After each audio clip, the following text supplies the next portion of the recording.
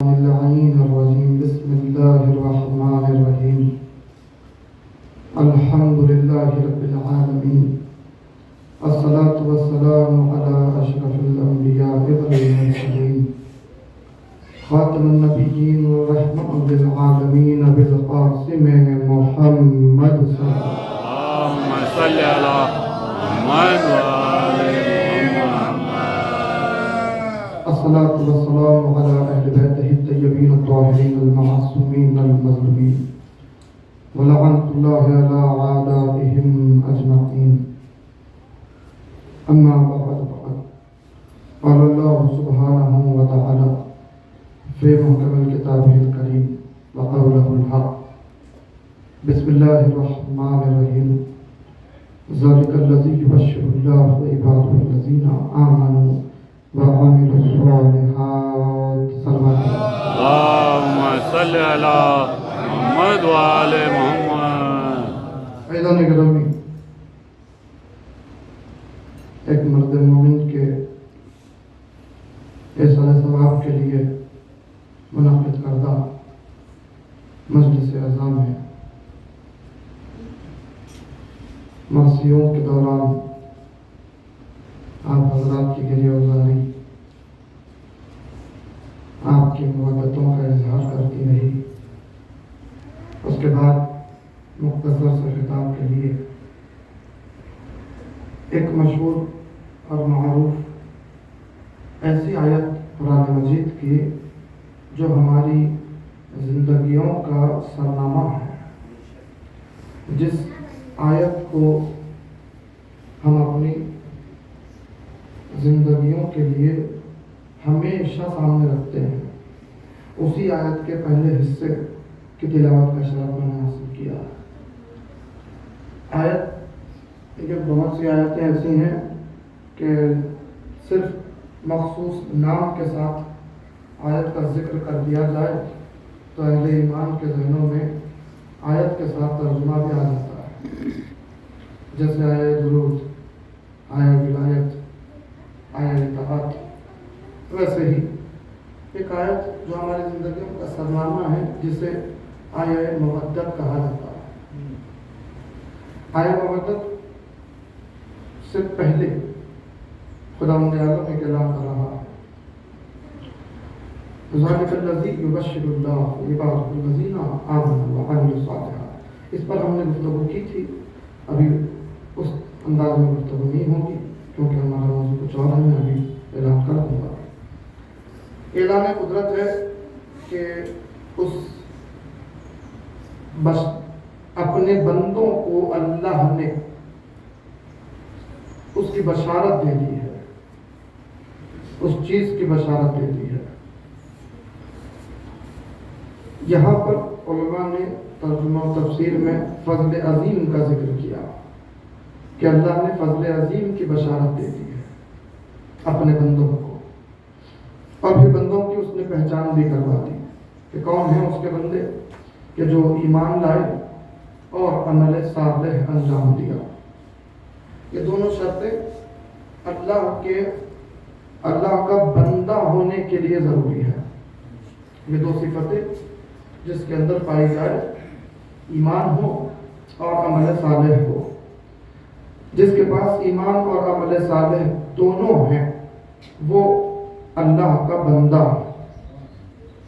ابھی لوگ کہتے ہیں کہ سبھی اللہ کے بندے ہیں، تو نہیں، غلط ہے. سب اللہ کے بندے نہیں ہیں. کوئی بھی زبان کھولے، منہ اٹھا کے کہہ دے کہ میں اللہ کا بندہ ہوں تو وہ اللہ کا بندہ نہیں ہو سکتا. کوئی بھی اپنی کیسی بھی نمازوں پر اترا کر اپنے آپ کو بندہ کہہ لے، وہ بندہ نہیں ہو سکتا.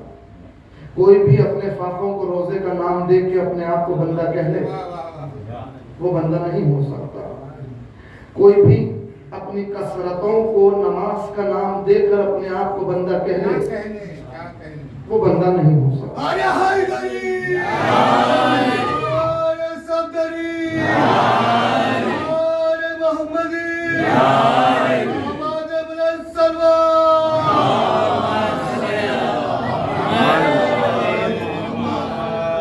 کوئی بھی چند روپیوں میں ایک جانور لا کر اس کو ذبح کر کے قربانی کا نام دینے کو بندہ نہیں ہوگا.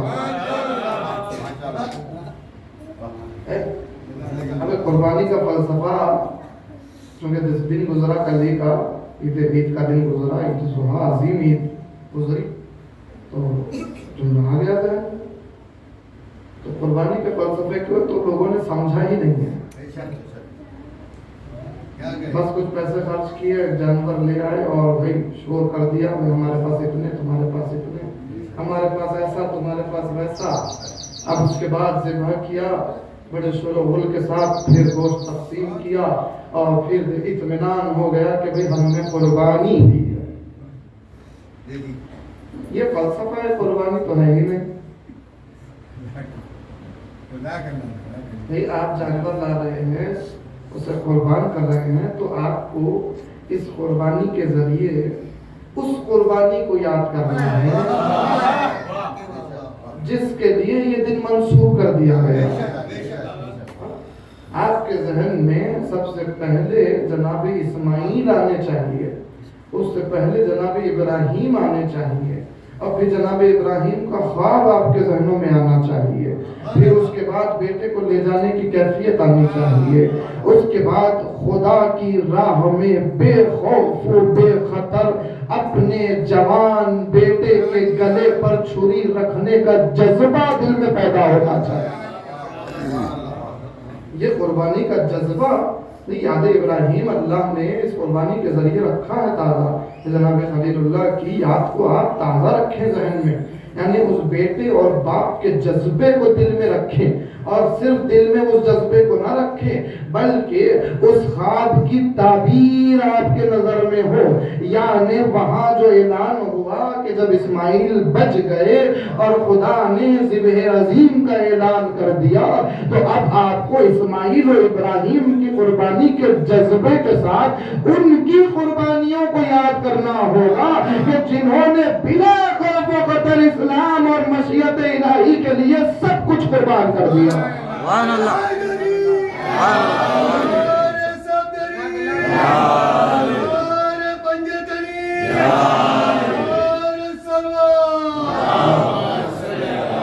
مطلب یہ ہے کہ جب تک دل میں کربلا نہ ہو، جب تک دل میں کربلا والوں کی قربانیوں کا جذبہ نہ ہو، یہ قربانی آپ کی کوئی فائدہ نہیں دے گی. جذبہ کربلا کا دل میں ہو، اس کے بعد آپ قربانی دیں تو پھر اللہ کی بارگاہ میں قبول ہو. بہرحال عزیزان گرامی، تو عبادت تو اللہ کی وہی شخص کر سکتا ہے جس کے پاس ایمان اور عمل صالح کی دولت ہو. اب یہ فضاؤں میں جو پروپیگنڈے ہیں، یہ فضاؤں میں جو اعلانات ہیں، یہ چلتی پھرتی سورشیں ہیں کہ بھئی ہم اتنے ایمان والے، تم اتنے ایمان والے، ہم اتنے بڑے نمازی، تم اتنے بڑے نمازی. یہ جو ماحول میں بکھرا ہے ماحول، یہ جو کیفیت آج ہو رہی ہے، یہ سب بیکار ہے عزیزان گرامی. کوئی دیکھیے دو حصوں میں بٹ رہے ہیں لوگ. ایک یہ کہ بھئی ایمان ہے تو بس سب کچھ ہے، نماز کی ضرورت ہی نہیں، روزے کی ضرورت ہی نہیں، عمل کی ضرورت ہی نہیں، عمل کے کوئی ایمان ہے بس علی علی کر لو، حسین حسین کر لو. مگر ایک طبقہ یہ ہے کہ بھئی ایمان چاہے کیسا بھی ہو، جنت میں تو نماز ہی لے کے جائے گی، جنت میں تو روزے ہی لے کے جائیں گے، جنت میں تو اعمال ہی لے کے جائیں گے، اعمال ہی کی بنیاد پہ جنت حاصل ہوگی. تو عزیزان گرامی، آپ غور کریں گے تو یہ طبقہ بھی آپ کو بالکل سرے سے غلط نظر آئے گا، اور وہ طبقہ بھی آپ کو سرے سے غلط نظر آئے گا.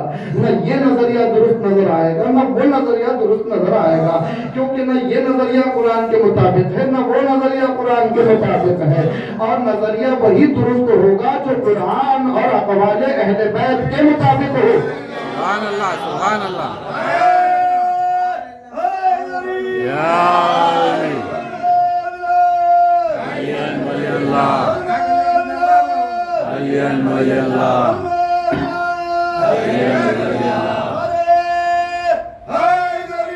یا علی. اللہم صلی علی محمد و آل محمد.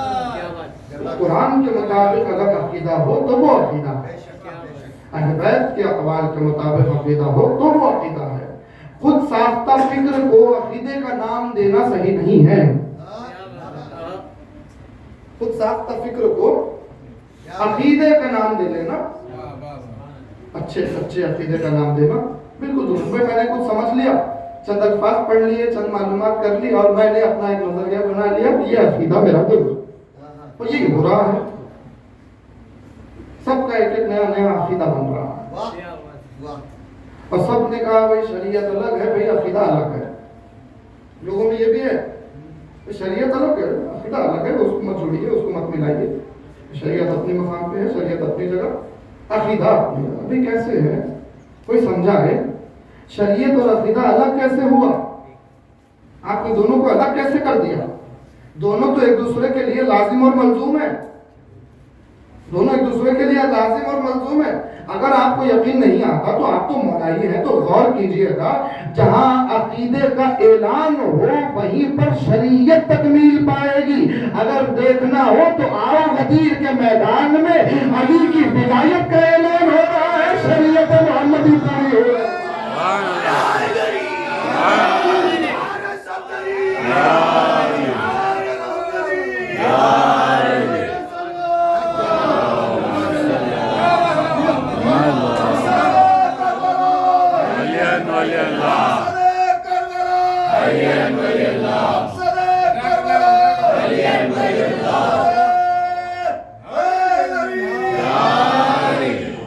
یہ کہہ رہا ہے اے نبی آج ہم آپ کے دین سے راضی ہو گئے، ہم نے دین کو مکمل کر دیا، نعمتیں تمام کر دی. تو دین کامل کہاں ہوئی؟ اتنے انبیاء دین لے کے آئے ہیں، اس سے پہلے جو ادیان دین لے کے آئے تھے نا، صاحبان شریعت انبیاء بھی تو تھے نا، اور دین کیا تھا؟ اللہ ہی کا تو پیغام تھا نا. مگر کسی کو تکمیل دین کی سند حاصل نہیں تھی. کسی کو تکمیل دین کی سند حاصل نہیں ہوئی سوائے رسالت معاب کے، اور تکمیل دین کی سند حاصل ہو رہی ہے تو عقیدہ ولایت پہ ہو رہی ہے. عقیدہ ولایت امیر المومنین پہ ہو رہی ہے. تو پھر یہ دونوں الگ کیسے ہو گئے؟ عقیدہ شریعت ایک دوسرے کے ساتھ چلے گی، ایک دوسرے کے مطابق چلے گی. تو خود ساختہ نظریات کوئی معنی اللہ کی بارگاہ میں نہیں رکھتے. ایمان بھی چاہیے، عمل صالح بھی چاہیے، ورنہ عصر کے زمرے میں آ جائیں گے. سورہ عصر تو سب کو یاد ہے، بسم اللہ الرحمن الرحیم، والعصر ان الانسان لفی خسر الا الذین آمنوا وعملوا الصالحات. اب تواصوا بالحق وتواصوا بالصبر تو ہے ہی، مگر اس سے پہلے آپ دیکھ لیں اعلان قدرت کیا ہے؟ عصر کی قسم، انسان خسارے میں، انسان نقصان میں، انسان گھاٹے میں.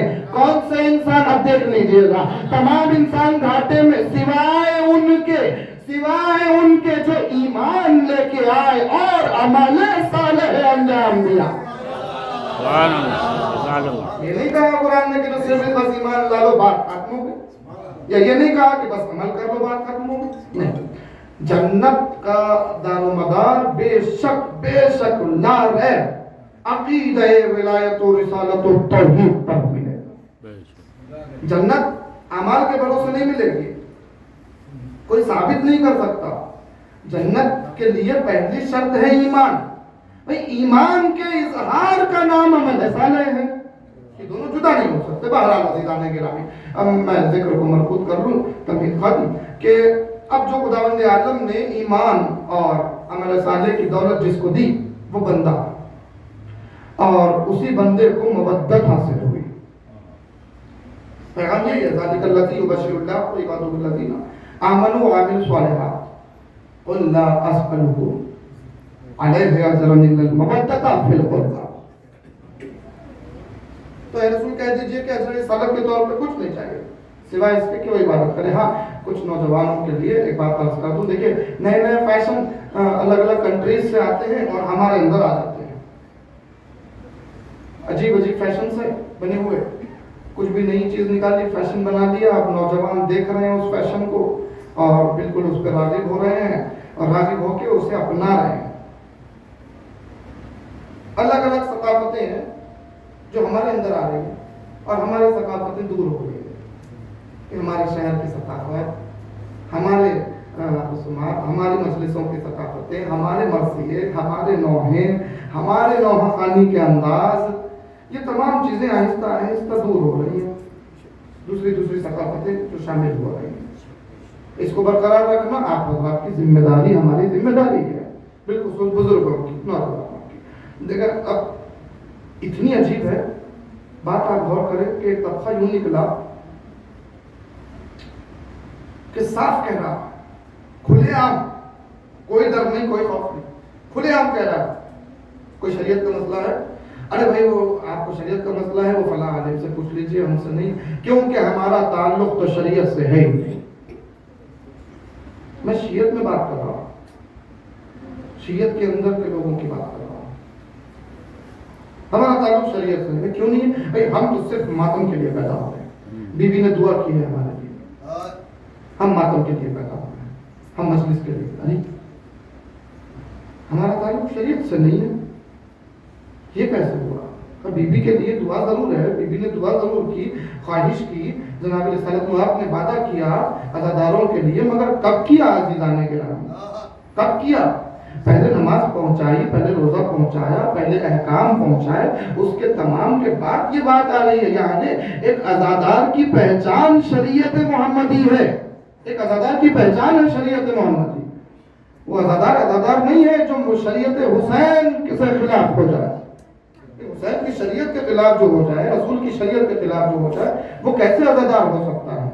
बहरहाल ये गुमराही बड़ी तेजी से हमारे अंदर दाखिल हो रही है, आगा हो जाए, अभी से खबरदार हो जाए। अब देखिए, मैं बात सिमट के आगे बढ़ जाऊं, मेरे लिए दो हुक्म खास तौर पे थे और मैं दोनों पूरा तो कर नहीं सकता था, मगर बहुत सोचने के बाद एक बात ध्यान में आई कि दोनों मैं पेश कर दूं। एक ये था कि ख्वाहिश ये थी कि एक अजीम शख्सियत तारीख़ इस्लाम की, जिसकी शहादत फौरन ईद से पहले की गई, जिसे दुनिया मुस्लिम इब्न अकील अलैहिस्सलाम के नाम से जानती है, इनके लिए कुछ बोला जाए, इनके बारे में कुछ बयान किया जाए। और एक ख्वाहिश थी कि जनाब अबुल फज़ल अब्बास अलैहिस्सलाम ने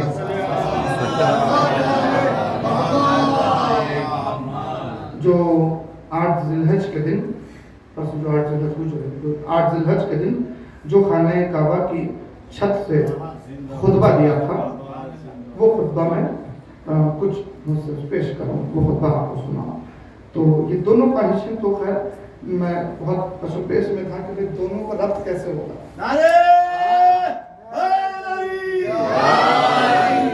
दोनों का रब्त कैसे होगा।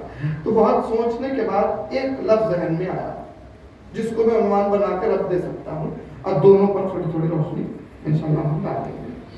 तो जनाब मुस्लिम इब्न अकील है, तो ये ऐसी हस्ती है कि आज तक इंसान इनकी अजमतों तक पहुंच नहीं पाया, जनाब मुस्लिम की अजमतों तक इंसान नहीं पहुंच पाया। अल्लाह क्या कहने अजीज़ाने के नाम। जनाब मुस्लिम इब्न अकील हैं चचाजाद हुसैन इब्न अली, जनाब अकील के बेटे। हमने अक्सर मसाइल में जिक्र सुना, मगर आप अगर फजीलत के एतबार से गौर करें तो आपको इतने बेशुमार चीज़ें आपके जहन में आएंगी कि अल्लाह को बस आपकी अकीदत में बसीरत होनी चाहिए कि आप गौर व फिक्र करें। सबसे पहली चीज है नाम। क्या है? नाम। नाम क्या है? मुस्लिम। अब गौर करें नाम पे। आप मैंने अर्ज भी किया था, आप जानते भी हैं। देखिए, इस्म और मुसम्मा, ये जो एक चैप्टर है इस्म और मुसम्मे का, ये बहुत तवील चैप्टर है, इसको शॉर्ट फॉर्म कर आसानी से समझा। मुसम्मा ज़ात होती है, उसका नाम उसका इस्म होता है। हमारे यहाँ हुक्म क्या है कि अपने बच्चों के अच्छे अच्छे नाम रखो, अहले बैत के नामों के नाम रखो। क्यों? ताकि उस इस्म का असर मुसम्मे में आए। किसी का नाम रखो अलमदार, तो माँ बाप इस फिक्र से नाम अलमदार रखते हैं कि उसके अंदर वफा आए, उसके अंदर वलवला और जोश, حق کے لیے پیدا ہو جائے اور وہ حق کا علم بلند کرنے والا ہو، تو یہ صفات اس میں آئے، اس لیے یہ نام رکھا گیا۔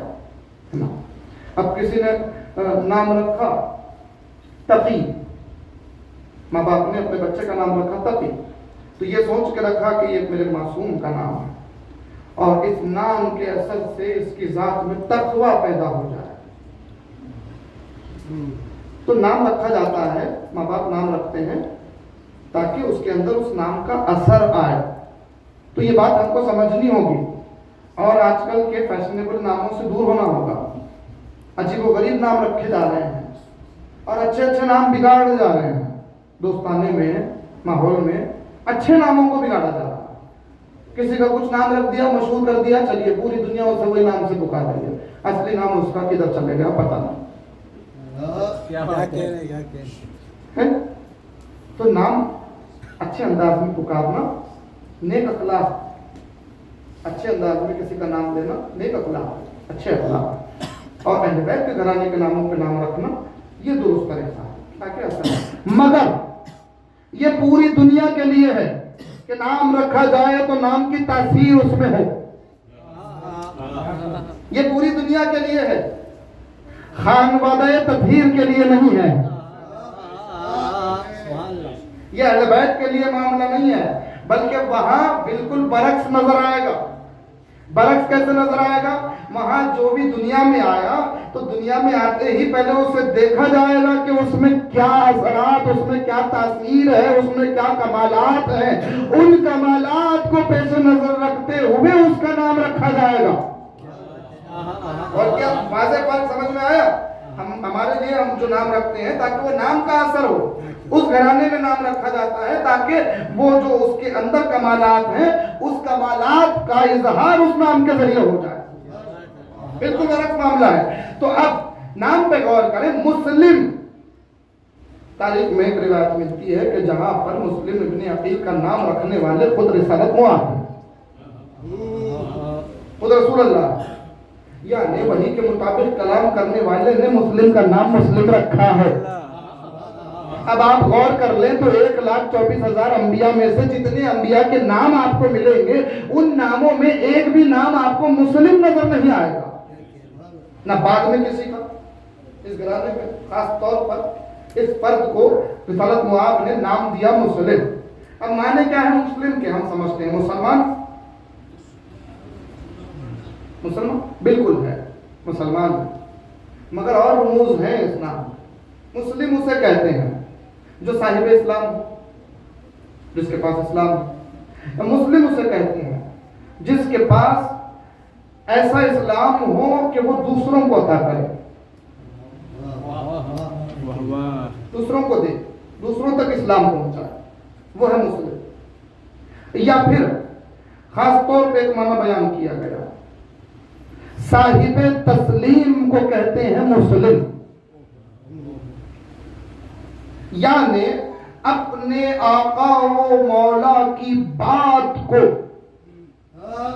کن سمجھتے ہوئے قبول کر لینا، اپنے آقا و مولا کی بات کو کن سمجھتے ہوئے، کن فیکن کے مصداق جانتے ہوئے قبول کر لینا، تسلیم کر لینا، اپنے آقا کی بات کو تسلیم کر لینے والا ہے مسلم، اپنے آقا کی بات کو تسلیم کرنے والا ہے مسلم۔ اور یہ دیکھیں مسلم ایک اور لفظ سے بنتا ہے۔ آپ ہمیشہ درود کی آیت پڑھتے ہیں، اذان سے پڑھتے ہیں، اگر غور کر لیں تو نام آپ کو سمجھ میں آتا ہے، وہاں بھی آپ کو آیت کے ذریعے سے نام مل جائے گا۔ بسم اللہ الرحمن الرحیم، یا ایھا الذین ان اللہ و ملائکتہ یصلون علی النبی، یہ حکم اعلان ہے۔ اس کے بعد حکم کیا ہے؟ یا ایھا الذین آمنوا صلوا علیہ وسلم وسلموا تسلیما۔ وسلم ہم نے درود پہ مجلس پڑھی تھی نا، پہلے یا ایھا الذین آمنوا صلوا علیہ، اے ایمان لانے والوں تم بھی صلوات پڑھو، تم بھی صلوات پڑھو۔ سلموا تسلیما، قبول کرو جیسے قبول کرنے کا حق ہے۔ اب ہم نے تفسیر میں دیکھا بھئی یہ کیا بات ہے کہ جس کو قبول کرنے کا حکم مل رہا، یہ کیا حکم ہے اللہ کا اللہ کیا کہہ رہا ہے کہ قبول کرو جیسے قبول کرنے کا حق ہے ویسے قبول کرو. اور یہ آیت کے تیور دیکھیے تطہیر سے ملیں گے. ایسے پاک رکھا جیسے رکھنے کا حق ہے. سلمو ایسے قبول کرو جیسے قبول کرنے کا حق ہے. جب پوچھا گیا معصوم سے کہ یہ درود والی آیت ہے, درود کا حکم ملا, اس کے بعد یہ کون سی بات ہے جس کو قبول کرنے کا حکم دیا جا رہا ہے؟ اور ایسے قبول کرنے کا, صرف قبول نہیں کرنا, ایسے قبول کرنا ہے جیسے قبول کرنے کا حق ہے. تو معصوم نے فرمایا درود کے اعلان کے بعد, درود کے حکم کے بعد خداوند عالم نے علی کی ولایت کی طرف اشارہ کر کے کہا کہ علی کی ولایت کو ایسے قبول کرو جیسے قبول کرنے کا حق ہے.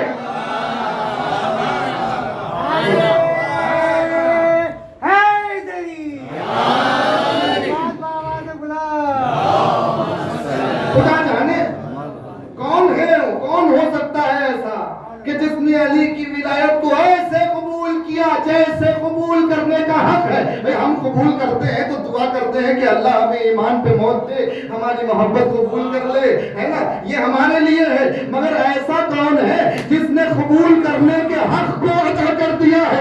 اللہ اکبر. اب محمد نام رکھ رہے ہیں اخیر کے باتوں کا کہ یہ مسلم ہے, ایسا قبول کرنے والا جس نے قبول کرنے کے حق کو ادا کر.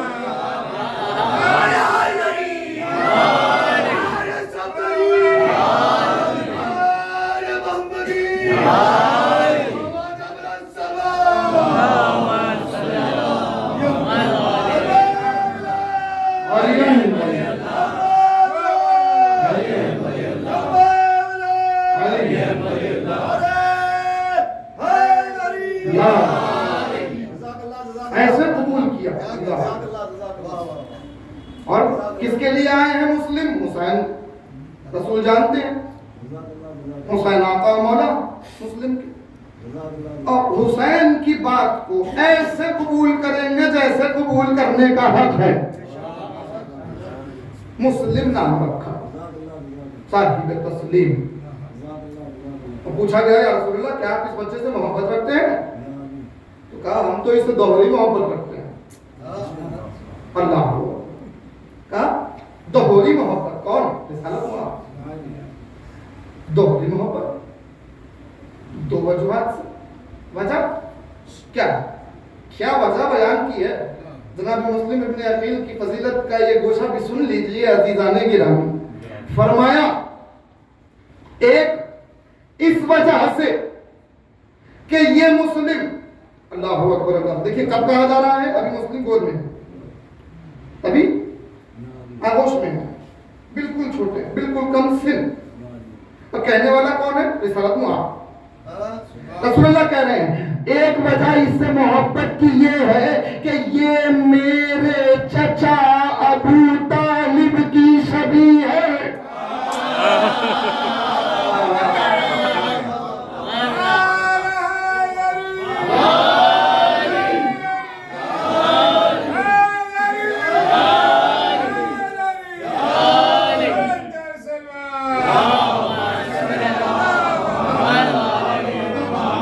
یہ میرے چچا ابو طالب کی شبیہ ہے. آپ نے واہ بھی کی, آپ نے سبحان اللہ بھی کہا, آپ خوش بھی ہوئے, آپ کے ہونٹوں پر سرکار ابو طالب کے اس بات پر مسکراہٹ بھی آ گئی.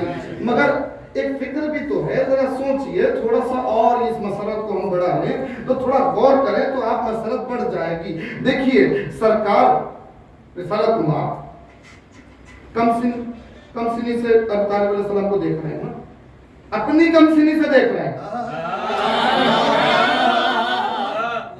اپنی کم سنی سے دیکھ رہے ہیں. جناب ابو طالب کی کم سنی نہیں دیکھی, اپنی کم سنی سے ابو طالب علیہ السلام کو دیکھ رہے تھے نا. مگر اب آغوش عقیل میں چھوٹے سے بچے کو دیکھ کے کہہ رہے ہیں کہ یہ میرے چچا ابو طالب کی شبیہ ہے. تو اس جملے میں رسالت معاذ نے دو باتیں ثابت کر دی. پہلی بات یہ کہ ہماری محبت اپنے چچا سے ابو طالب سے کتنی ہے. دوسری بات یہ کہ ہم وہ ہیں جو چچا کو اس کیفیت میں بھی وہاں سے دیکھ رہے تھے.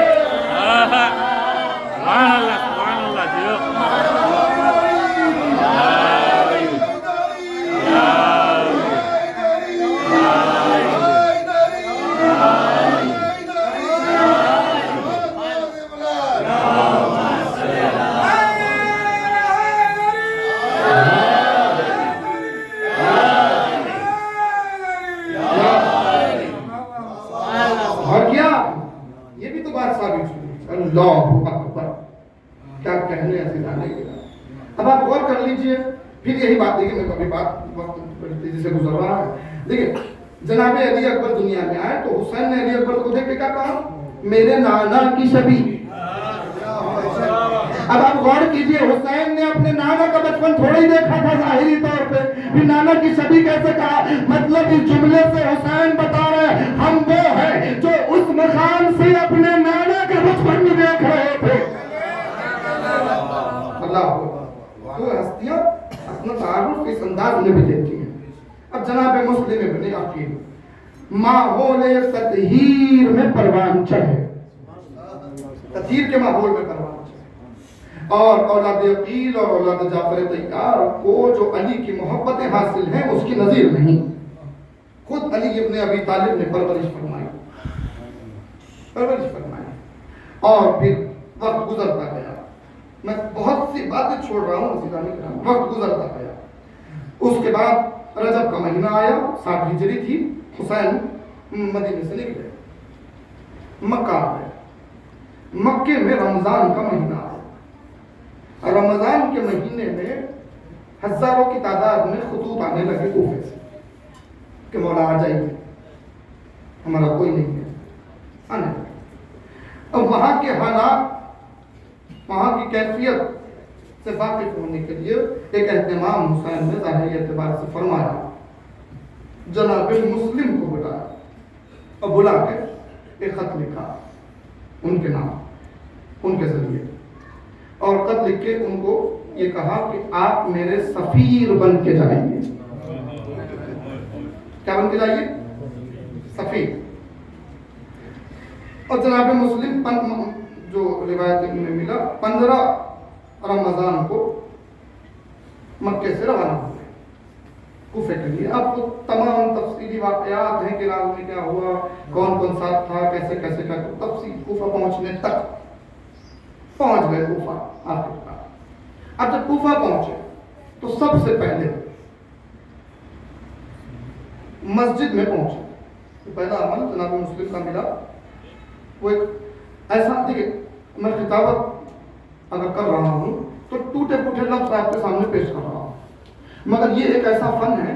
اب میں اپنی منزل پہ آ رہا ہوں. میں نے موضوع یہی بنایا تھا کہ خطبہ جو ہوتا ہے, خطبہ عربی دور میں یا پوری دنیا میں خطبے کے بہت معنی ہیں, بہت انداز میں خطبہ سمجھتے ہیں لوگ, اور خطبے کی بڑی اہمیت ہے.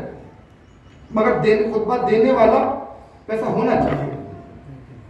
ہر کسی کے پاس بولنے کا فن نہیں ہوتا, زبان تو ہوتی ہے, بولنے کا فن نہیں ہوتا. بہت سے ایسے ہوتے ہیں کہ علم تو بہت ہوتا ہے پھر بھی بولنے کا فن نہیں ہوتا. علم تو بہت ہوتا ہے, خطابت کا فن نہیں ہوتا. یہ خطابت کا فن ایک الگ شے ہے جو ہمارے پاس موجود نہیں ہے. ہم تو ٹوٹے پھوٹے کچھ لفظ بول لیتے ہیں. مگر عرب کو اپنی خطابت پر بڑا ناز تھا. جب وہ خطاب کرتے تھے تو ان کی خطابت میں جو فصاحت اور بلاغت ہوتی تھی ان کو اپنے خطبوں پر بڑا ناز ہوتا تھا. اور جو فصیح اور بلیغ خطبہ دینے والے ہوتے تھے ان کے خطبے سننے کے لیے بہت سے لوگ جمع ہو جاتے تھے. وہی وہ خطبہ دینے والے. اس عمل کو, خطبے اس عمل کو بھی اگر آپ دیکھ لیں تو خانوادہ اہل بیت چونکہ وارثان تطہیر ہیں, چونکہ منبع ہدایت ہیں, تو اس گھرانے میں خطبے اس طریقے سے ملیں گے آپ کو کہ بڑے سے بڑے فصیح اور بلیغ خطبے دینے والے بھی تنگ ہو جائیں ان کے خطبے سن کر. فصیح و بلیغ خطبے دینے والے جہاں لوگ ان کے خطبے سننے آتے تو ایسے لوگ بھی جن کا خطبہ سننے جائیں وہ ہیں افراد اہل بیت. اس گھرانے کے بچے بچے کے پاس وہ خطبہ دینے کا فن اللہ اکبر. تو اب جناب مسلم نے مسجد میں جا کر کوفے کی خطبہ دیا. خطبہ دیا, ہم دو خطبوں کا ذکر کر رہے ہیں نا, مختصر کر کے عرض کرتا ہوں. جناب مسلم نے خطبہ دیا. اب خطبہ سنیے, چند جملے ترجمے کے. خطبہ سنیے, بہت کم عرض ہوتا ہے, نہیں عرض ہوتا ہے ہمارے درمیان. مسجد میں گئے, لوگ جمع ہوئے. خطبہ کون دینے والا ہے؟ मुस्लिम इब्न अकील अलैहिस्सलाम। सब जानते हैं हुसैन की जानिब से आया, हुसैन के सफीर बन के आया है, यानी हुसैन की जानिब से बैयत लेने वाले, हुसैन की जानिब से बैयत लेने वाले मुस्लिम। अल्लाह हू अकबर। अब इसी पे तक आप गौर कर लीजिए, मैंने पूरी एक मजलिस पढ़ी थी परसों ही हाथ उन्वान पे, पूरी दोहराना नहीं है। आप सोचिए कि खुतबे में एक फिक्रा जनाब मुस्लिम ने कहा, मैं उसी से आपको मरबूत कर दूंगा। अब शुरू किया खुतबे, खुदा की तारीफ की, नबी पे दुरूद भेजा, उसके बाद आवाज दी, ऐ लोगो या यूहन्नास, सुनिएगा, ऐ लोगो, अल्लाह ने अपने नबी और अली, अल्लाह ने रिसालत मुआब और अमीर अल मोमिनीन को, ये कूफे का माहौल, कूफे की मस्जिद से मुस्लिम इब्न अकील खुतबा दे रहे हैं, अल्लाह ने रिसालत मुआब और मौलाए कायनात को अपनी जात के लिए दलील बना के जमीन पे भेजा है। अल्लाह हू अकबर, अल्लाह हू अकबर। अज़ीज़ान गिरामी, अभी बात नहीं पहुंची, तमाम जहनों तक बात नहीं पहुंची। जनाब मुस्लिम कह रहे हैं कि सुनो, हर दावे की एक दलील होती है, हर दावे की एक दलील होती है। अगर दलील मजबूत ना हो तो दावा बातिल हो जाता है। अगर दलील मजबूत ना हो तो दावा बातिल हो जाता है। अल्लाह एक दावा है, उसकी दलील मोहम्मद और अली है।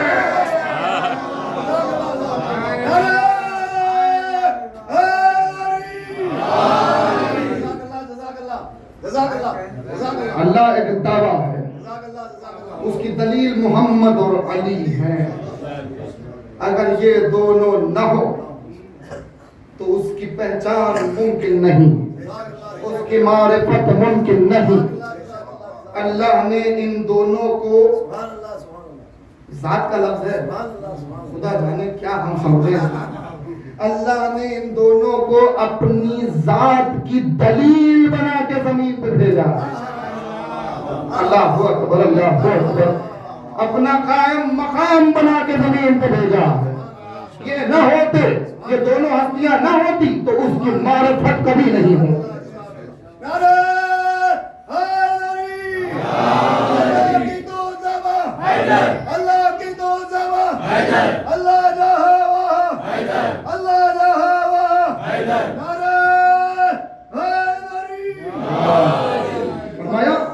ये अल्लाह की दलील है।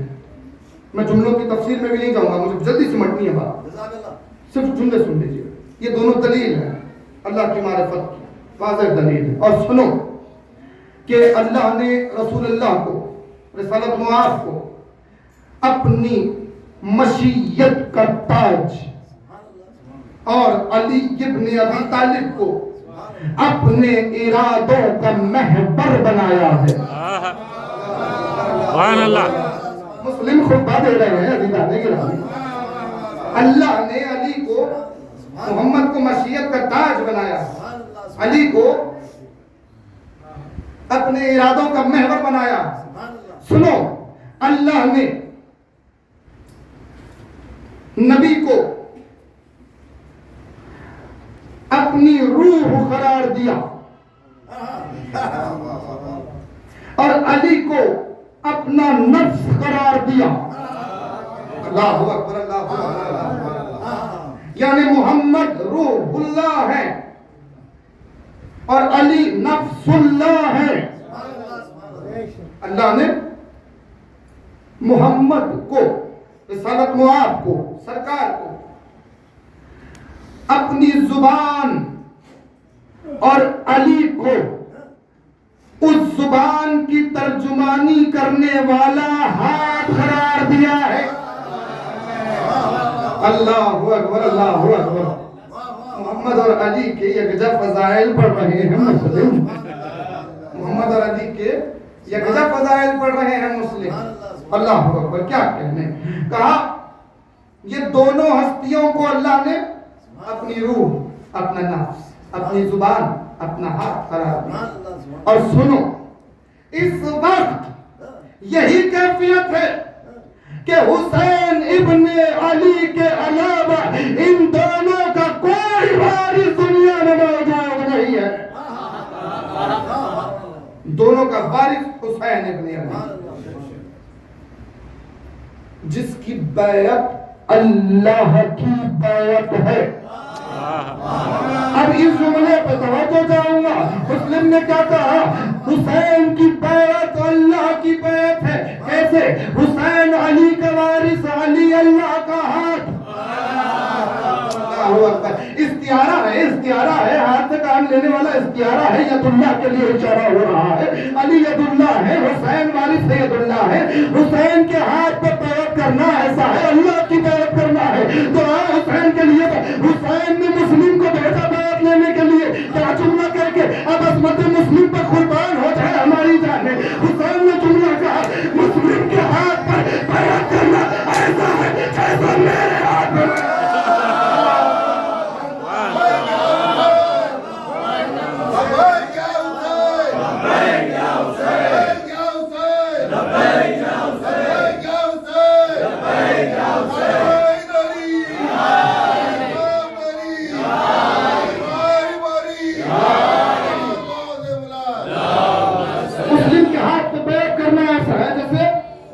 حسین کے ہاتھ پہ بیعت کرنا.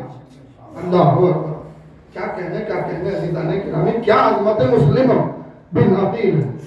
اس کے بعد جناب مسلم نے کہا کہ حسین ہی وہ ہے, حسین ہی وہ ہے جس کے پاس سے خیر اور نیکیوں کی, دنیا اور عاقبت کی دولتیں حاصل کی جا سکتی ہیں.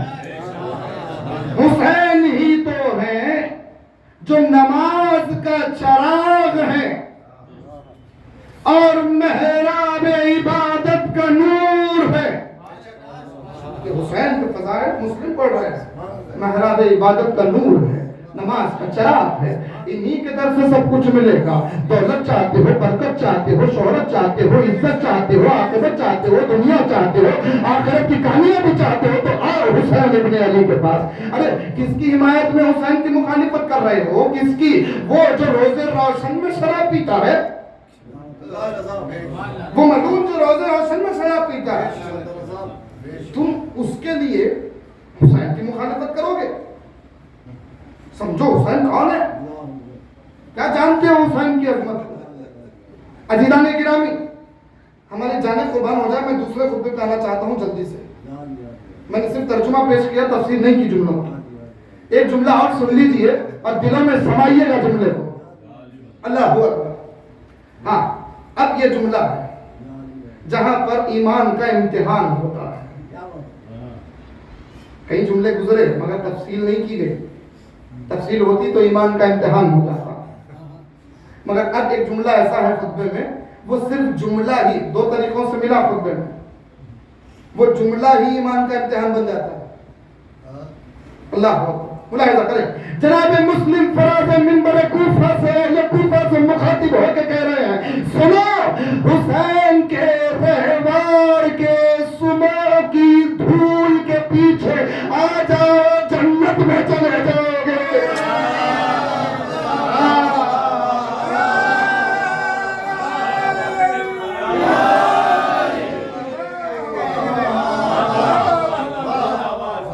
حسین کے رہوار کی سمو سے اڑتی ہوئی دھول کو پالو, جنت میں داخل ہو جاؤ. یہ جناب مسلم ابن عقیل کے خطبے کے چند جملے تھے جو میں نے پیش کیے. اب کیا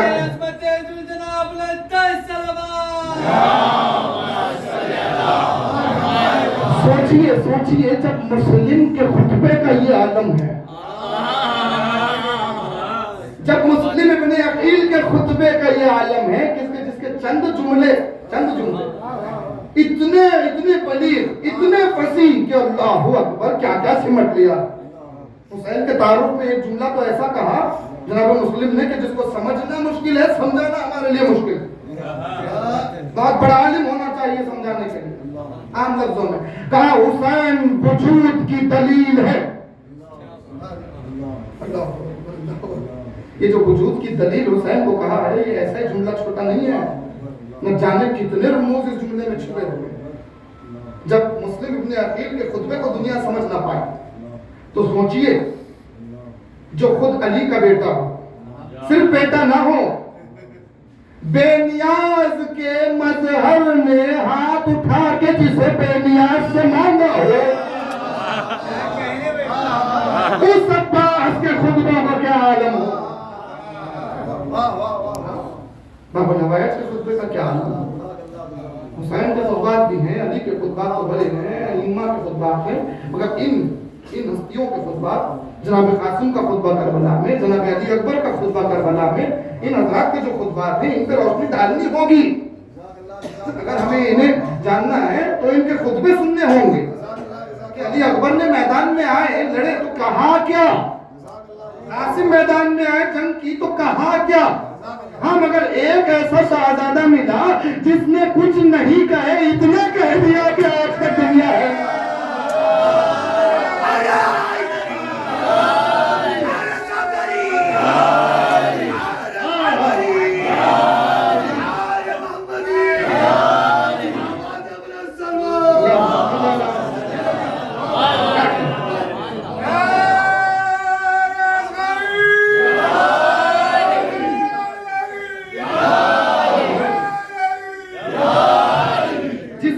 زبانی کا یہ عالم ہوگا تو اگر وہ خطبہ دیتا تو نہ جانے کا ہوگا.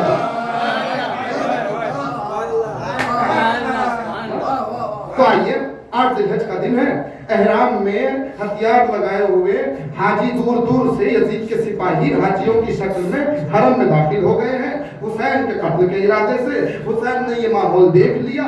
اب حسین نے ارادہ کر لیا ہے کعبے کی سرزمین کو چھوڑنا ہے. اب کعبہ چھوڑنا ہے, حج نہیں کرنا, صرف عمرہ کر کے نکل جانا. کعبے کی حرمت باقی رکھے اور مقصد امام کا جاری رہے. اور جب جانے کی تیاری کا اعلان ہو چکا تب حضرت ابوالفضل عباس مولا کی خدمت میں آیا. کہ مولا آپ اجازت دیں تو میں ان سے مخاطب کرنا چاہتا ہوں, ان سے خطبہ دینا چاہتا ہوں. حسین نے کہا بسم اللہ, اجازت ہے کہ آپ خطبہ دیں. اب عباس آگے بڑھے, حرم ہے, کعبہ ہے سامنے, نہ جانے کتنے لوگ ہیں احرام باندھے ہوئے, اور نہ جانے کتنوں کے احراموں میں خنجر ہے نا. عباس خطبہ دینا چاہتے ہیں. حسین سے کہا آقا میں خطبہ دینا چاہتا ہوں. حسین نے اجازت دی. اب مقام خطبے کا حضرت عباس نے چنا.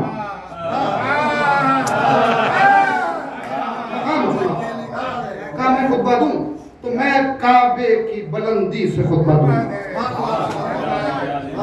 اب میں نے ایک خطبہ تو ملا, حدیث کربلا میں علامہ طالب جوہری کی کتاب میں بھی یہ خطبہ ملا, خطبات لسان الطاہرین میں اردو ترجمے کے ساتھ یہ خطبہ ملا, اور عربی کتب میں بھی یہ خطبہ موجود ہے. ایک بہت بڑے عالم سے میں نے اس خطبے کے حوالے سے سنتے ہوئے یہ سنا کہ اس خطبے کو دینے سے پہلے جناب عباس نے امام حسین سے کہا کہ مولا میں کعبے کی چھت سے خطبہ دینا چاہتا ہوں. تو حسین اپنے مقام سے پہلے اٹھے, آگے بڑھ کے کہا عباس آؤ میں تمہیں سوار کر دوں. عباس آؤ میں تمہیں سوار کر دوں. اس کے بعد سوار کعبہ کرنے کے لیے, کعبے پر سوار کرنے کے لیے حسین نے اپنے دونوں ہاتھوں سے عباس کو اٹھایا. معلوم ہوا غدیر کا منظر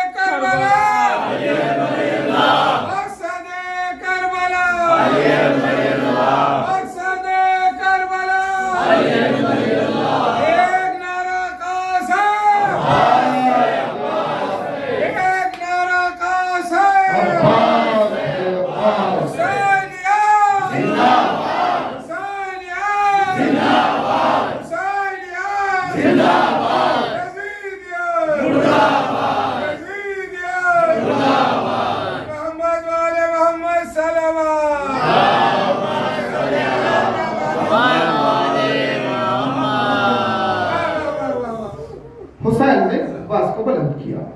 نے غدیر کا منظر کربلا میں وہ مکے میں نظر آ رہا ہے. غدیر کا منظر. فرق کیا ہے؟ فرق اتنا ہے کہ وہاں محمد نے علی کو اٹھایا تھا. جی میں جملہ کہوں؟ خطابت کے بھی کچھ جملے ہوتے ہیں. وہاں محمد نے علی کو اٹھایا تھا, یہاں کربلا والے محمد نے کربلا والے علی کو اٹھایا ہے. سبحان اللہ سبحان اللہ سبحان اللہ. اب عباس سوال میں پورا خطبہ تو شاید نہ پڑھتا ہوں, وقت بہت ہو چکا ہے. کچھ جملے خود دے کے سن لیجیے. حضرت عباس, یا میں اجمالی طور پہ جلدی جلدی کچھ جملے پیش کر دوں, خواہش کی تکمیل بھی ہو جائے. کعبے کی بلندی پہ کھڑے ہیں عباس, کعبے کا طواف لوگ کرتے کرتے رک گئے, عباس کو دیکھ رہے ہیں. اب یہاں رک کے دیکھیے, میں چونکہ اپنے تصور میں آپ کو جب ہم خطاب کرتے ہیں یا آپ کو سنتے ہیں مرثیہ یا جب نوحہ سنتے ہیں تو یہ آپ کی عقیدت ہے کہ آپ کا تصور چلا جاتا ہے, آپ کا تصور سفر کرتا ہے نا. تو اب ذرا اپنے تصور قدے میں ذرا کعبے کو لے کے آئیے اور تصور قدے میں یہ سوچئے کہ کعبہ ہے, کعبے کا طواف احرام باندھے ہوئے لوگ کرتے کرتے رک گئے. اب کعبے کی چھت پہ عباس کھڑے ہوئے ہیں, کعبے کی چھت پہ عباس کھڑے ہوئے ہیں, کعبے کی چھت پر عباس کھڑے ہوئے ہیں, یا پھر سب کو عباس کے قدموں تلے کعبہ نظر آ رہا ہے. میں جانتا ہوں کہ اس جملے پر کچھ چہروں پر ہیبت آ گئی ہوگی.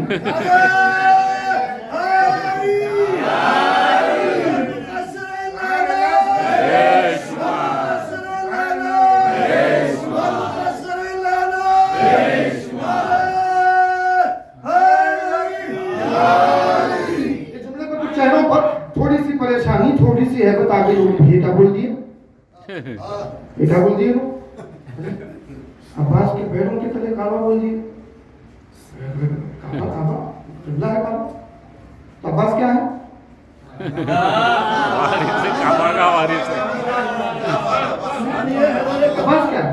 اچھا, آپ کی پریشانی کو تھوڑا آسان کر دیتے ہیں, بہت آسان کر دیتے ہیں تاکہ مشکل ہی باقی نہ رہے بھائی, اپنے چھوٹے بھائیوں تک بھی بات پہنچ جائے. دیکھیے, قرآن پہ قرآن رکھا جا سکتا ہے نا.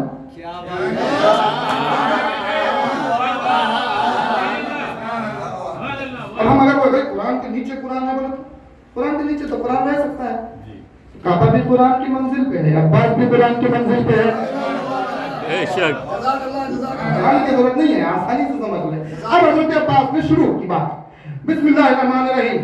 الحمدللہ الذی شرف ھذا بقدوم ابیہ. پورے خطبے میں علی کا ذکر 2 بار کیا اور 2 بار علی کا تعارف کروایا حضرت عباس نے, اور ایک تعارف حسین کے ذریعے کروایا, ایک تعارف اپنے ذریعے کروایا.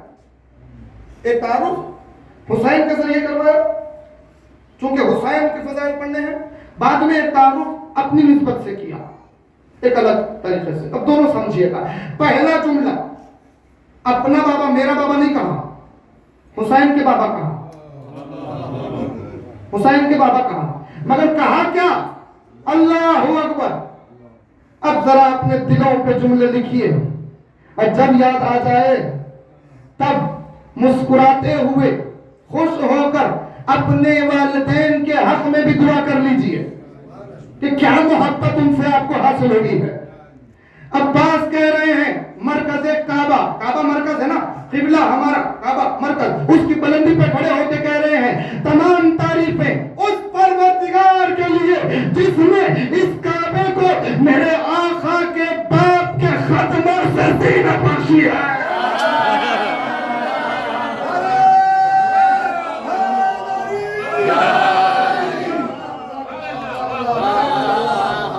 یہ تو ایک حجرہ تھا, صرف ایک حجرہ, ایک کمرہ تھا, خالی مکان تھا, ان کے ذریعے یہ قبلہ ہوا. آقا کے بابا کے قدموں سے زینت بخشی ہے. تم اس کے لیے کعبے کا راستہ روک رہے ہو جو اصلی کعبے کا وارث ہے, جو اصلی کعبے کا حقدار ہے. خدا کی قسم جملہ سنیے عزیزان گرامی, میرا حسین کے فضائل, آپ کا حسین کے فضائل پڑھنا اور ہے, ابو فضل عباس کا حسین کے فضائل پڑھنا اور ہے. کہا سنو, اس کے لیے کعبے کا راستہ روک رہے ہو جو اصلی کعبے کا وارث, اصلی کعبے کا حاکم, اصلی کعبے کا وارث ہے. سنو, یہ تو میرے آقا کی کرم نوازی ہے, یہ میرے آقا کا کرم ہے کہ اپنے پیروں کو زحمت دی. خدا جانے کون کیسے جملے کو قبول کرے گا.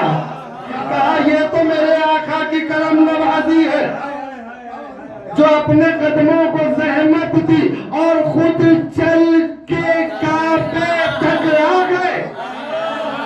ورنہ اگر واضح حکم خدا مشیت درمیان میں نہ ہوتی تو میرا آقا تو وہ ہے جو جہاں کھڑے ہو کر اشارہ کر دے کعبہ چلتا ہوا میرے. بے شک. سبحان اللہ, سبحان اللہ, سبحان اللہ. بے شک.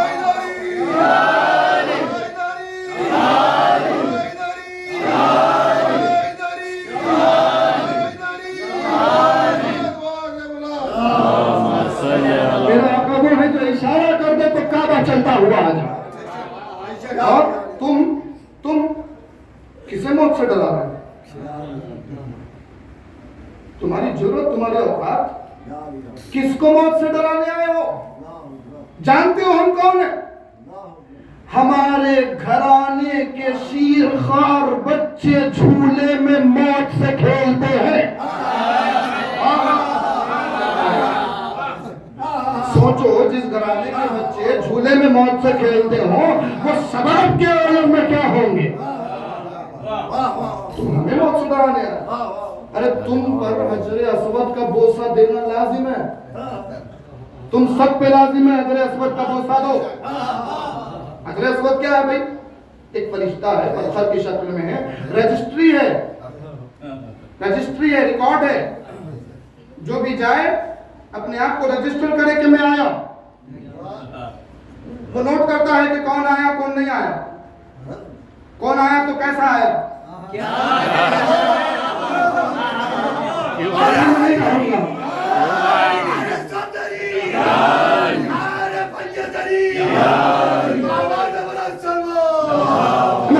تم کو لازم ہے کہ تم حجر اسود کا بوسہ دو.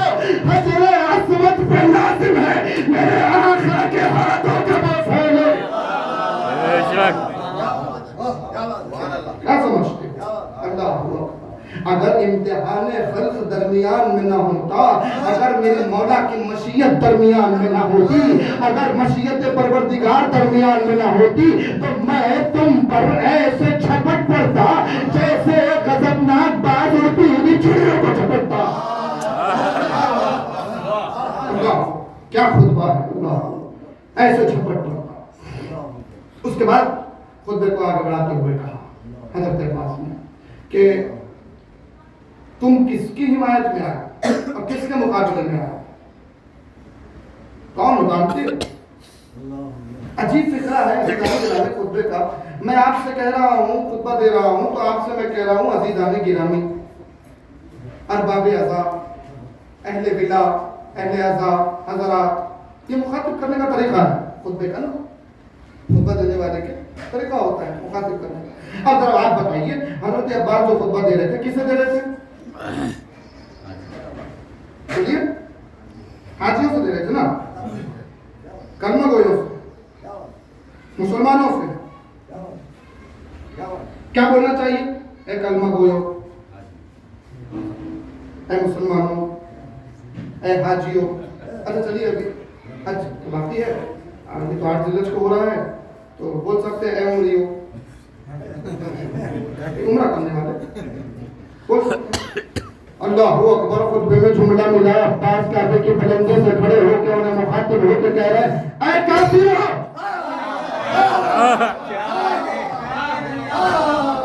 اے فاجرو. کہ میں کہوں مولا احرام باندھے ہوئے लब्बैक अल्लाहुम्मा लब्बैक की सदाएं दे रहे थे, काबे का तवाफ कर रहे थे, कलमा को है, आपने काबे की बुलंदी पे खड़े होकर कह दिया काफिर। अच्छा, बात तो ये है कि किसी में जुर्रत नहीं हुई मुखालिफत करने की, जुर्रत नहीं हुई मुखालिफत करने की। क्यों? सब जानते हैं कि कौन खुतबा दे रहा है। और अब्बास ने ये काफिर फाजिरों कह के बताया क्या अज़ीज़ान गिरामी, यानी अबुल फज़ल अब्बास ने मरकज़ इस्लाम काबा क़िबला की बुलंदी से खड़े होकर 7 हिजरी 8 ज़िलहज के दिन क़यामत तक के लिए ऐलान कर दिया कि जिसके दिल में मेरे आका हुसैन की विलायत होगी वही मोमिन होगा, बाकी सब काफिर और फाजिर।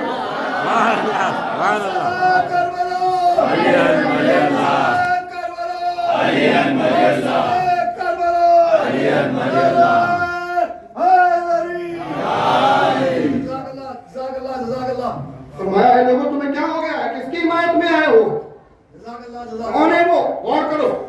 जिसके घर में नजासत का पड़ाव है, हर लम्हा जिसके घर में नजासत का पड़ाव रहता है। और हुसैन कौन है? जिसके घर में आयतों का डेरा लगा हुआ रहता है।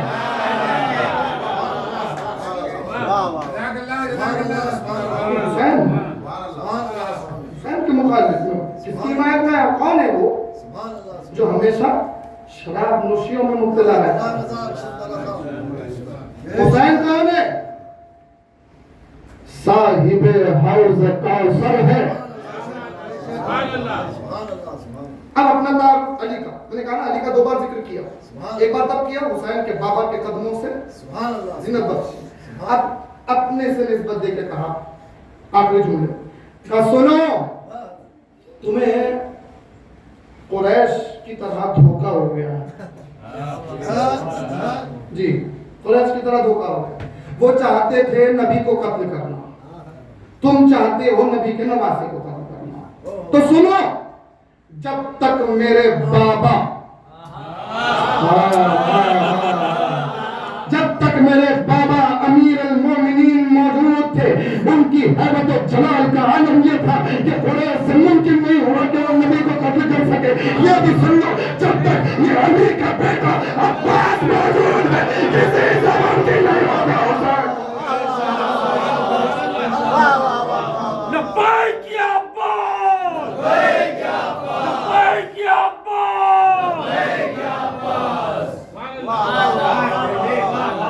सिर्फ तर्जुमे के चंद जुमले पेश कर रहा हूँ, पूरा भी नहीं, छोड़ते छोड़ते अब इतना अर्ज करूँ। आखिर में फरमाया, वाह हो तुम पर, लानत हो तुम पर, खुदा तुम्हें अपने मकसद में ना पहुंचाए। अब सोचिए इख्तितामी मरहले में क्या जुमला कहा अब्बास ने कि जब तक अब्बास मौजूद है किसी में हिम्मत नहीं हो सकती कि हुसैन को कत्ल कर सके। मुमकिन ही नहीं है कि कोई हुसैन को कत्ल कर सके जब तक अब्बास मौजूद है। अल्लाह, ये फिक्रा, ये खुतबा सुनने के बाद हुसैन चले। अच्छा, काबा छोड़ा है हुसैन, मक्का छोड़ा है। हम हमेशा सुनते हैं काबा छोड़ के जा रहे हैं हुसैन, मक्का छोड़ के उम्रा करके निकल गए हुसैन, हज नहीं किया। मसीहत थी, काबे का एहतराम नजरों में था, जमीन काबा का एहतराम था, है ना। मगर क्या सोचा आपने कभी कि क्या काबा छोड़ना इतना आसान था? वो भी हज से पहले।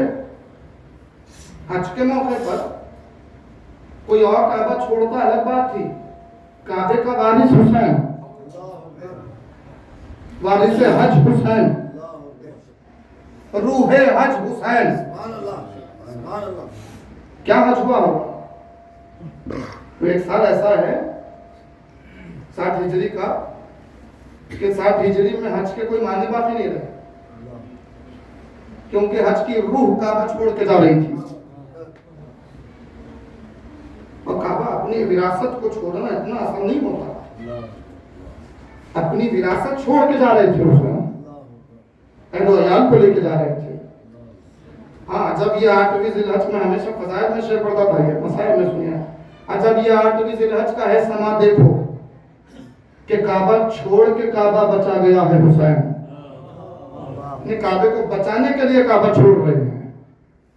چلے دوسرا دن آیا، میں نے دو شخصیتوں کا ذکر کیا، دونوں کے خطبے کے چند جملے پیش کیے، ایک مسلم، ایک ابو الفضل عباس۔ اب ایک دونوں کا ربط، ایک روایت اور شہادت کے چند فقرے آپ نے سنے ہوں گے، کچھ تفصیلی شہادت۔ اب اتنا سنیں کہ اسماء راہ میں آئے، 9 ذی الحجہ کا دن آیا، کوفے میں قیامت ہو رہی تھی، صبح سے جنگ ہو رہی تھی، مسلم کوفے کی گلیوں میں لوگوں کو صفین یاد دلا رہے تھے، ایسی جنگ کر رہے تھے گلیوں میں کوفے کی۔ اور جیسے شیر کا شکار کیا جاتا ہے ویسے مسلم کو دھوکے سے شکار کیا گیا۔ ایک زمین کے پر بڑا سا گڑھا بنایا گیا اور اس گڑھے پر پتے بچھائے گئے، اس پر چند ریت ڈال دی گئی تاکہ راستہ نظر آئے، اور جنگ کرتے کرتے اسی طرف مسلم کو لے جایا جانے لگا۔ جیسے ہی مسلم کا پاؤں اس میں الجھا، مسلم اس گڑھے میں گرے، چاروں طرف سے حملے ہونے لگے۔ اب اتنے حملے کہ اللہ اکبر، ان حملوں کا کوئی اندازہ نہیں لگایا جا سکتا۔ اتنا اندازہ آپ سمجھ لیں کہ جب دربار کے باہر مسلم کو زنجیروں میں جکڑے ہوئے کھڑا کیا گیا اور دھوپ کی شدت تھی، مسلم زخموں سے چور تھے، دربار میں ابھی آنے کی اجازت نہیں تھی، تو ایسے موقع پر مسلم کے ہونٹوں سے ایک آواز نکل رہی تھی، العطش العطش۔ اللہ اکبر، حسین کا سفیر ہے مسلم، اور کیسے سفارت کا حق ادا کیا، العطش کہا، کوئی پانی پلانے والا نہیں، ایک مومنہ جام لے کے آگے بڑھی، پانی کا کہا، مسلم پانی پی لو، تمہارے ہاتھوں میں زنجیر ہے، میں پلا دوں۔ اللہ اکبر، مسلم نے آہستہ سے منہ کھولا۔ اب زخموں کا کوئی کیا اندازہ لگائے، مسلم کو اتنے ہتھیار مارے گئے تھے، حسین کا سفیر تھا، اتنے ہتھیار تھے، جب ہتھیار کا نہ ہوئے تو پتھروں سے بھی مارا گیا۔ ان پتھروں میں ایک پتھر جب ہوتا تو لگا تھا تو اسی لگنے کا اثر یہاں دکھائی دیا۔ مسلم نے منہ کھولا، منہ سے خون پانی میں ٹپکا، مسلم نے منہ پھٹایا، کہا ہم پیاس ہے خدا کی۔ تمام باتیں میں چھوڑ چکا عزیزانے گرامی، خدا کسی غم میں نہ رلائے، جس مرحوم کے لیے مجلس ہے، مرحوم کی روح سے مجلس کا ثواب خدا مخصوص فرمائے۔ عزیزانے گرامی، ایک وقت آیا کہ دربار کا واقعہ ہو چکا، مسلم وصیتیں کر چکے، اس کے بعد چھت پہ لایا گیا، دارالامارہ کی چھت پہ پہ لایا گیا، اس عمارت کے چھت پہ مسلم کو لایا گیا، زنجیروں میں جکڑے لایا گیا، اور جیسے ہی لایا گیا مسلم کو تیقن ہو چکا کہ اب قتل کیے جانے والے ہیں، تو مسلم نے ایک جانب اشارہ کر کے کہا، السلام علیک یا عبد اللہ۔ اب جو پردے سے حوالے سلام حسین تک پہنچا، حسین کے کعبے سے نکل چکے تھے، سفر میں تھے، ایک مرتبہ حسین نے سلام کا جواب دیا تو زینب پریشان ہوئی، کہا بھیا یہ کس کے سلام کا جواب ہے؟ حسین نے کہا زینب دیکھ لو ہمارے گھر کی عظیم قربانی خدا کی